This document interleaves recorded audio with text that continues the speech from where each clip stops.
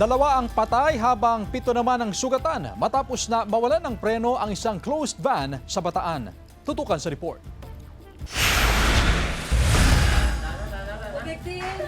Nagdadalamhati ang mga kaanak ng 32 anyos na ginang at 11 anyos niyang anak matapos araruhin ng closed van ang kanilang bahay sa Sitio Marina, Barangay Alas Asin, Mariveles, Bataan hapon noong Sabado. Sa paunang investigasyon ng autoridad, mabilis ang takbo ng closed van habang pababa ng kalsada bago nawalan ng preno. Nakatalon daw ang driver bago pa mawalan ng kontrol ang sasakyan. Yung drive po ng ating suspect nakawala po ng control, tapos tumama nga po sa mga roadside properties, residential houses and tricycle. Then tinamaan niya rin po yung mga biktima, resulting nga po sa instantaneous death po ng dalawang individual. Hindi bababa sa 4 na bahay ang inararo ng sasakyan. Nahagip din ang 7 katao na naglalakad lang sa kalsada. Nagtamo ng sugat sa iba't ibang katawan ang mga biktima. Let us always check po yung ating mga sasakyan na ginagamit. Meron pong tinatawag na blow baggage. Yun po yung mga dapat po natin i-check, yung overall po na capability natin sa sakyan bago bumiyahe. Dinala pa sa ospital ang mag-ina pero hindi na umabot ng buhay. Nilapatan ng lunas ang iba pang sugatan. Sinisikap ng GMA Regional TV na makuhanan ng pahayag ang kaanak ng mga nasawing biktima.